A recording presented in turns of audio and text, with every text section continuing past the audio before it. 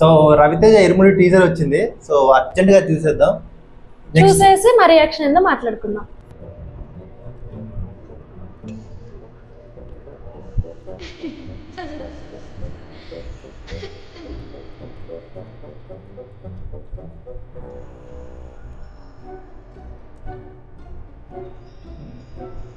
బాగుంది రవితేజ. సింపుల్. ఇందులో కొంచెం కళ్ళు ఉన్నట్టు అనిపిస్తుంది.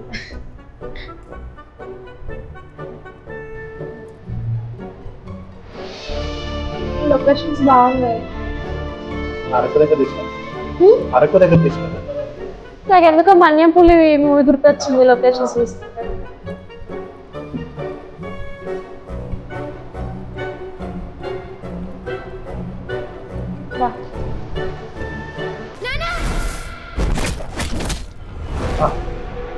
సూపర్.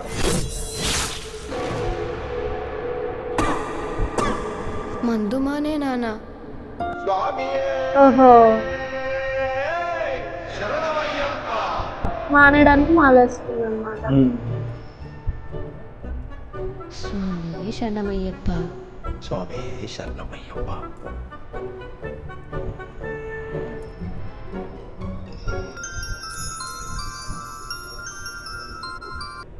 కూడా బాగుంది.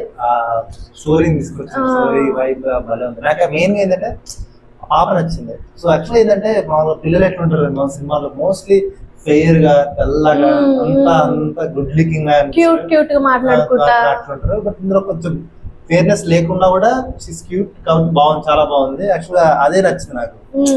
అందులో రవితేజ కూడా పక్కా ఒక మన మిడిల్ క్లాస్ రవితేజ చూసినట్టుంది.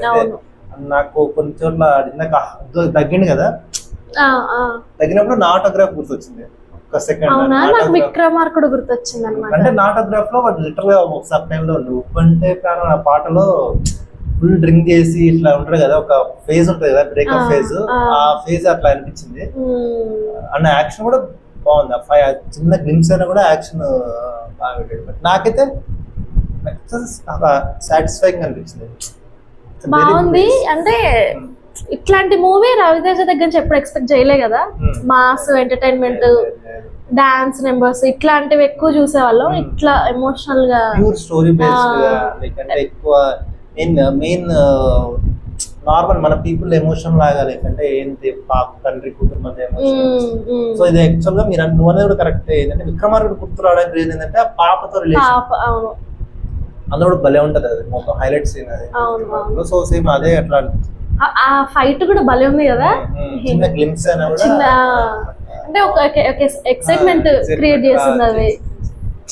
నేను అనుకుంటున్నా లైక్ మేబీ ఆయనకి తాగడం వల్ల ఆయన చావు దగ్గరికి వచ్చి ఉండాలి. సో అప్పుడే ఇంకా ఎవరు చెప్పినా పాప చెప్తే ఉండొచ్చు. అండ్ వేసుకున్నాక ఎలాంటి స్ట్రగుల్స్ వస్తాయని చెప్పి అనేది స్టోరీ లాగా అనిపిస్తుంది. అందులోనూ ఇంకా వేసుకున్నాక అందులో లీనమైపోతాడు అంటారని చెప్పి అట్లా అందులో ఎక్కువ లీనమైపోతాడేమో. అంటే అప్పుడు కొట్టద్దు, ఏం చేయొద్దు, అప్పుడు వచ్చే స్ట్రగుల్స్ ఎట్లా ఫేస్ చేస్తాడు, అట్లా అట్లా అనిపించింది. నాకైతే టీజర్ బాగా నచ్చింది. మంచి అంటే యాక్చువల్ గా పేరు ఏం పెట్టారంటే హార్ట్ ఆఫ్ ఇరుముడి అని పెట్టారు. So literal like what is the stories. చాలా బాగుంది. మ్యూజిక్ కూడా బాగుంది. మ్యూజిక్ కూడా బాగా అనిపిస్తుంది నాకు. మేబీ ఇది ఇంకా ఇదే హైప్ తో తీసుకెళ్తే మాత్రం కంబ్యాక్ సినిమా ఖచ్చితంగా అవుతుంది.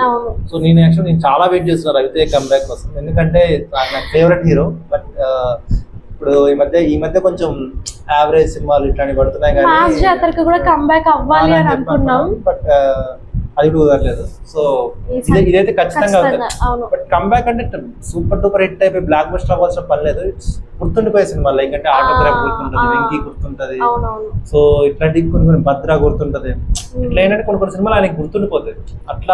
అట్లాంటి సినిమాల కోసం నేను వెయిట్ చేస్తాను. More than block buster collections ఇవంతా కాకుండా అది చూస్తాను. అలాంటి సినిమా కోసం నేను వెయిట్ చేస్తాను. టీజర్ మీకు ఎలా అనిపించిందో కింద కామెంట్ చేయండి ఖచ్చితంగా. సో మా వీడియో నచ్చితే లైక్ చేయండి, సబ్స్క్రైబ్ చేయండి. Thank you. By by.